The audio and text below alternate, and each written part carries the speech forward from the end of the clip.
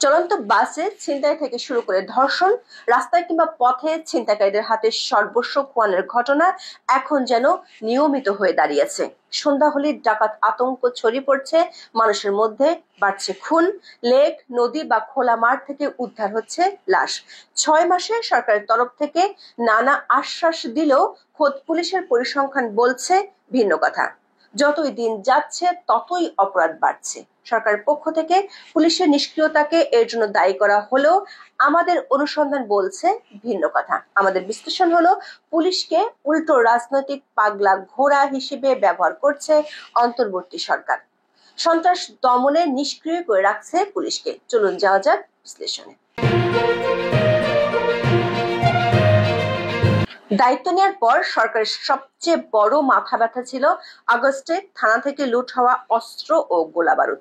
2024 সালের 3 সেপ্টেম্বর পর্যন্ত লুণ্ঠিত ও অবৈধ অস্ত্র জমা দেওয়ার জন্য সময় বেঁধে দিয়েছিল সরকার, কিন্তু পুলিশের হিসেব মতে অবৈধ লুণ্ঠিত অস্ত্রের সংখ্যা ছিল প্রায় 50,000, কিন্তু সরকারের বেঁধে দেওয়ার সময়ের মধ্যে উদ্ধার হয় মাত্র 4,000। এজন্য 4 সেপ্টেম্বর থেকে শুরু হয় যৌথ বাহিনীর অভিযান, কিন্তু এই অভিযানে খুব বেশি কাজ না হলে 17 সেপ্টেম্বর সেনাবাহিনীকে দেওয়া হয় বিশেষ নির্বাহী ম্যাজিস্ট্রেটের ক্ষমতা। সেনাবাহিনীর কমিশনপ্রাপ্ত কর্মকর্তাদের এই ক্ষমতা দেওয়া হয়। সরকারের পক্ষ থেকে দাবি করা হয়েছিল ফৌজদারি কার্যবিধির 12-1 ধারা অনুযায়ী সীমিত সময় বা 2 মাসের জন্য এই ক্ষমতা সেনাবাহিনীকে দেওয়া হয়, কিন্তু গত 6 মাসে আমরা অন্যান্য ক্ষেত্রে যেমনটা দেখেছি সরকারের কথার সাথে কাজের যে মিল নেই, এক্ষেত্রেও তাই ঘটল। নভেম্বরে এবং জানুয়ারিতে সেনাবাহিনীর ম্যাজিস্ট্রেসি ক্ষমতার মেয়াদ 2 দফা বাড়ানো হলো। সেপ্টেম্বরে সরকারের পক্ষ থেকে দাবি করা হয়েছিল এই ম্যাজিস্ট্রেসি ক্ষমতা দেয় মানুষ নির্বিঘ্নে ঘুমাতে পারবে, রাস্তায় চলাফেরা করতে পারবে, নিশ্চিত হবে মানুষের জানমালের নিরাপত্তা। কিন্তু উল্টো আমরা দেখলাম আইন শৃঙ্খলা পরিস্থিতির অবনতিতে সরকারের ঘুম হারাম হয়ে গেল। সরকারের চোখের সামনে ঘোষণা দিয়ে সরকার সমর্থক ছাত্রদের প্রচ্ছন্ন মদদে 5 ফেব্রুয়ারি থেকে বঙ্গবন্ধুর 32 নম্বরের বাড়ি সহ সারা দেশে কমপক্ষে 35টি জেলায় আওয়ামী লীগের নেতাকর্মীদের বাড়ি ঘরে আগুন দেওয়া ও গুড়িয়ে দেওয়া হয়।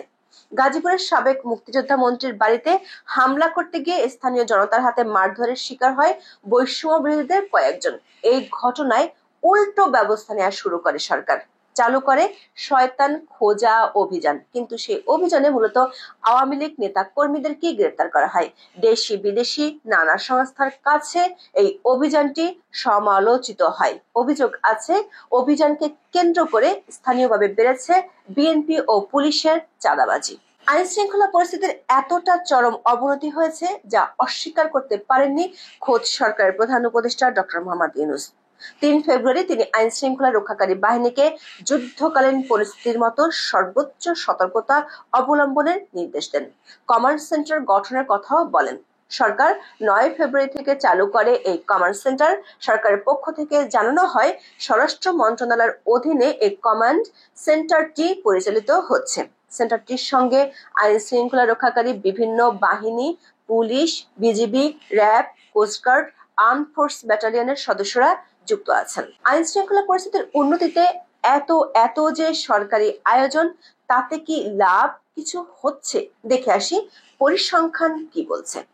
পুলিশ সদর দপ্তরের তথ্য বলছে 2025 সালের জানুয়ারি মাসে সারা দেশে খুন 294, ডাকাতি 71, অপহরণের ঘটনা ঘটেছে 105টি। সারা দেশে মোট অপরাধমূলক কর্মকাণ্ডের ঘটনা পুলিশ সদর দপ্তর নথিভুক্ত করেছে 9,880টি। পুলিশ সদর দপ্তরের যে পরিসংখ্যান, তাতে আমরা দেখতে পাচ্ছি সরকার আইন শৃঙ্খলা বাহিনীর অভিযান যতই বাড়ানোর কথা বলছে, ততই খুন, ডাকাতি, অপহরণের মতো ভয়ঙ্কর অপরাধগুলোর সংখ্যা বাড়ছে। এই পরিসংখ্যান টেবিলটিতে আমরা দেখতে পাচ্ছি 2025 সালের জানুয়ারি মাসটাই ছিল দেশের মানুষের কাছে সবচেয়ে আতঙ্কের মাস। পুলিশ সদর দপ্তরের ওয়েবসাইটে 2019 সাল থেকে অপরাধের তথ্য আপলোড করা আছে। সে তথ্য বিশ্লেষণ করে আমরা দেখেছি গত 5 বছরে কখনোই কোনো একটি একক মাসে অপহরণের সংখ্যা সেঞ্চুরিতে পৌঁছায়নি, যেটি হয়েছে 2025 সালের জানুয়ারি মাসে ডক্টর ইউনূস সরকারের আমলে। এই এক মাসে সারা দেশে পুলিশের তালিকাভুক্ত অপহরণের সংখ্যা 105টি। যেটি 2024 সালের জানুয়ারিতে ছিল অর্ধেকেরও কম, 51টি। দর্শক, 2023 সাল এবং 2024 সালের জুলাই পর্যন্ত অপরাধের তথ্যের সাথে তুলনা করে আমরা দেখতে পেয়েছি ডক্টর ইউনূসের সরকার আমলে ডাকাতি, খুন ও অপহরণের মতো অপরাধের হার 40 থেকে 50% পর্যন্ত বেড়েছে। পুলিশের হিসাব অনুযায়ী বর্তমান সরকার আমলে গত 2 মাসে ডাকাতির ঘটনা ঘটেছে 142টি, অথচ শেখ হাসিনা সরকারের শেষ 7 মাসে ডাকাতি হয়েছিল 210টি। সবচেয়ে বেশি বেড়েছে চুরি ও ছিনতাইয়ের ঘটনা। গত বছরের এমন দিনে চুরি ছিনতাইয়ের ঘটনা পুলিশ রেকর্ড ছিল মাসে 200টির মতো, কিন্তু এখন ঘটেছে 700 থেকে 800-র মতো। ডক্টর ইউনূসের শাসনামলে সব অপরাধকে ছাড়িয়ে যাচ্ছে ধর্ষণের ঘটনা। চলন্ত বাসে গণছিনতাই থেকে গণধর্ষণের ঘটনা ঘটেছে। একটি বেসরকারি সংস্থার তথ্য মতে জানুয়ারি মাসে 29টি ধর্ষণের ঘটনা ঘটেছে। চলতি মাসে এই সংখ্যাটা আরো বেশি হবে, কারণ ইতিমধ্যে বেশ কিছু চাঞ্চল্যকর ধর্ষণের ঘটনা ঘটেছে। চলন্ত বাস থেকে গ্রামের মেঠোপথ, কোথাও নারীরা এখন আর নিরাপদ নয়। দর্শক, যে পরিসংখ্যানগুলো তুলে ধরেছি সেগুলো পুলিশের হিসাব। এর বাইরে এমন অনেক ঘটনা আছে যেগুলোতে মামলা হয়নি বা পুলিশের খাতায় নথিভুক্ত হয়নি। গত কয়েক মাসে আওয়ামী লীগ, জাতীয় পার্টি সহ বিগত ক্ষমতাসীনদের উপর যেসব হামলা হয়েছে তার বেশিরভাগই পুলিশের রেকর্ডে স্থান পায়নি। দায়িত্ব নেওয়ার পর থেকে স্বরাষ্ট্র উপদেষ্টা অবসরপ্রাপ্ত লেফটেন্যান্ট জেনারেল মোহাম্মদ জাহাঙ্গীর আলম চৌধুরী বেশ কয়েকবার দাবি করেছেন আইন শৃঙ্খলা পরিস্থিতির উন্নতির কথা। সবশেষ 18 ফেব্রুয়ারি তিনি দাবি করেন আইন শৃঙ্খলা পরিস্থিতি আস্তে আস্তে উন্নতির দিকে যাচ্ছে। বাস্তবতা হলো সরকার কিংবা সরকারের স্বরাষ্ট্র উপদেষ্টার কোনো বক্তব্যই কাজে আসছে না। দেশের প্রায় সব জেলাতেই অপরাধীরা বেপরোয়া হয়ে উঠেছে। সন্ধ্যা হলেই ডাকাত আতঙ্ক ছড়িয়ে পড়ছে মানুষের মধ্যে। চুরি ডাকাতির ঘটনা নৈমিত্তিক বিষয়। খুনের ঘটনা বাড়ছে, লেক, নদী বা খোলা মাঠ থেকে উদ্ধার হচ্ছে লাশ। ছিনতাইকারীদের হাতে নিহত হচ্ছে সাধারণ মানুষ। সন্ধ্যার পরই পাল্টে যাচ্ছে আইন শৃঙ্খলা পরিস্থিতি। রাত যত বাড়ে মানুষের মধ্যে তত বাড়তে থাকে আতঙ্ক। এই আতঙ্ক রাজধানী ছাড়িয়ে দেশের প্রায় সব জেলাতেই, এক খুলনাতেই গত 4 মাসে 23 জন খুন হয়েছেন। বাকি মেট্রোপলিটন এলাকা, শহর, উপজেলা এবং গ্রামের চিত্র কেমন হতে পারে তা সহজেই আন্দাজ করা যায়। দেশের মহানগরগুলো যেন সন্ত্রাসীদের অভয়ারণ্যে পরিণত হয়েছে। প্রায় প্রতি রাতেই নগরগুলোর কোথাও না কোথাও ঘটছে অস্ত্রের মহড়া, পাল্টাপাল্টি ধাওয়া, গোলাগুলি, খুন সহ অপরাধমূলক কর্মকাণ্ড। প্রশ্ন হলো, সরকার এত অভিযান কর্মসূচি আর হাকডাকের পরও কেন আইন শৃঙ্খলা পরিস্থিতির এমন অবনতি ঘটছে? যে অবনতির চিত্রে রীতিমতো আতঙ্কগ্রস্ত দেশের মানুষ। চলমান পরিস্থিতিকে কেন কোনোভাবেই সামলাতে পারছেন না আইন শৃঙ্খলা বাহিনীর সদস্যরা? সরকারের শুরু থেকে পুলিশ বাহিনীর নিষ্ক্রিয়তাকে দায়ী করছে, কিন্তু পুলিশ সদর দপ্তর তথ্য যদি ঠিক হয় তাহলে সরকারের বক্তব্য সত্যি নয়। 2024 সালের আগস্ট মাসে যখন পুলিশ ছিল ছত্রভঙ্গ, সেই মাসে রিকভারির সংখ্যা ছিল 1181টি। 2025 সালের জানুয়ারি মাসে রিকভারির সংখ্যা দাঁড়ায় 4692টি। ফলে পরিসংখ্যান অনুযায়ী পুলিশ তৎপর নয় এমন দাবি খাটে না। আমাদের বিশ্লেষণ হলো, আইন শৃঙ্খলা পরিস্থিতির এমন অবনতির পেছনে আছে ভিন্ন কিছু কারণ। প্রথম কারণ হলো সরকারের পক্ষপাতিত্ব। সরকারের নির্দেশে যেসব অভিযান চালানো হচ্ছে সেগুলো পক্ষপাতমূলক। মূলত আওয়ামী লীগের নেতা কর্মীদের ধরতে এসব অভিযান চালানো হচ্ছে। ফলে অন্য রাজনৈতিক দলগুলোর নেতাকর্মীরা অপরাধ করেও ধরাছোঁয়ার বাইরে থেকে যাচ্ছে। অন্য রাজনৈতিক দলগুলোর পৃষ্ঠপোষকতায় সন্ত্রাসীরা যতই অপকর্ম করুক, পুলিশ তাদের ধরতে পারছে না। সূত্রগুলো বলছে, অপারেশন ডেভিল হান্ট শুরু হওয়ার পর পুলিশ ও বিএনপি নেতারা স্থানীয় পর্যায়ে একযোগে চাঁদাবাজি করছে। এতে মানুষের হয়রানি আরো বাড়ছে। আবার বৈষম্য বিরোধী ও তৌহিদি জনতা অনেক জায়গায় মব সৃষ্টি করলেও সরকারের অনুমতি না থাকায় পুলিশ কোনো ব্যবস্থা নিতে পারছে না। দ্বিতীয় কারণ, জঙ্গি ও শীর্ষ সন্ত্রাসীদের ধরতে সরকারের গা ছাড়া ভাব।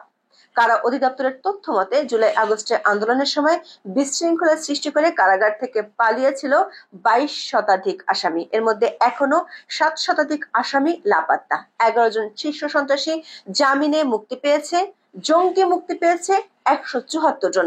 আর পালানো বিভিন্ন আলোচিত মামলা ও জঙ্গি সদস্যদের মধ্যে এখনো পলাতক 70 জন। পুলিশের কর্মকর্তারা বলছেন, এত বিপুল সংখ্যক সন্ত্রাসীকে নাগালের বাইরে রেখে আইন শৃঙ্খলা পরিস্থিতির উন্নতি আশা করা যায় না।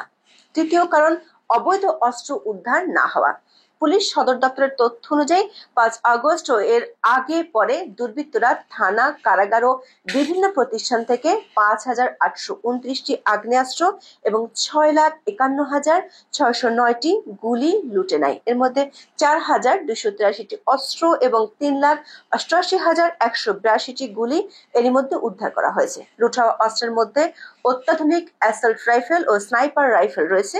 সবশেষ তথ্য অনুযায়ী এখনো লুট হওয়া 1400 অস্ত্র এবং 2.5 লাখ গোলা বারুদের কোনো হদিস নেই। মুন্সিগঞ্জ রাজধানীর মোহাম্মদপুরের জেনেভা ক্যাম্পে বেশ কয়েকটি খুনের ঘটনায় এসব লুট হওয়া অস্ত্রের ব্যবহারের কথা জানতে পেরেছে পুলিশ। সবচেয়ে ভয়ঙ্কর তথ্য হলো, গণভবনে ও সংসদ ভবনে দায়িত্বে থাকা এসএসএফ এর সদস্যদের বিশেষায়িত অস্ত্র ও বিভিন্ন সরঞ্জামাদি এখনো উদ্ধার হয়নি। এসবের মধ্যে বিভিন্ন ধরনের ট্যাকটিক্যাল গিয়ার, অস্ত্র, গোলা বারুদ, সাজ সরঞ্জাম, বেতার যোগাযোগ ও অপারেশনাল সরঞ্জামাদির মজুদ ছিল। প্রথম আলোতে প্রকাশিত এক প্রতিবেদনে বলা হয়েছে, লুট হওয়া আগ্নেয়াস্ত্র, গোলা বারুদ জেল পলাতক আসামি, দাগী সন্ত্রাসী, উগ্রপন্থী, চরমপন্থী, কিশোর গ্যাংয়ের হাতে চলে যাওয়ার বিষয়টি ভয় ও আতঙ্কের কারণ হয়ে দাঁড়িয়েছে। চতুর্থ কারণ, কিশোর গ্যাংয়ের আধিপত্য। অন্তর্বর্তী সরকার দায়িত্ব নেওয়ার পর থেকে সারা দেশে কিশোর গ্যাং কালচার ভয়াবহ আকার ধারণ করেছে। রাজনৈতিক ছত্রছায়ায় নানা অপরাধমূলক কর্মকাণ্ডে কিশোররা ব্যবহৃত হচ্ছে। সময়ের সঙ্গে সঙ্গে তাদের অপরাধের ধরনও পাল্টে যাচ্ছে। অভিযোগ আছে, জুলাই আন্দোলনে নেতৃত্ব দানকারী অনেক সমন্বয় স্থানীয় পর্যায়ে কিশোর গ্যাংয়ের সদস্যদের শেল্টার দিচ্ছে। সবশেষ উত্তরায় প্রকাশ্য দিবালোকে 2 জনকে কোপানোর ঘটনায় কিশোর গ্যাংয়ের সদস্যরা জড়িত থাকার প্রমাণ পেয়ে নড়ে চড়ে বসেছে সরকার। প্রথম আলোর এক প্রতিবেদনে বলা হয়েছে, সারা দেশে কিশোর গ্যাংয়ের সংখ্যা 237টি।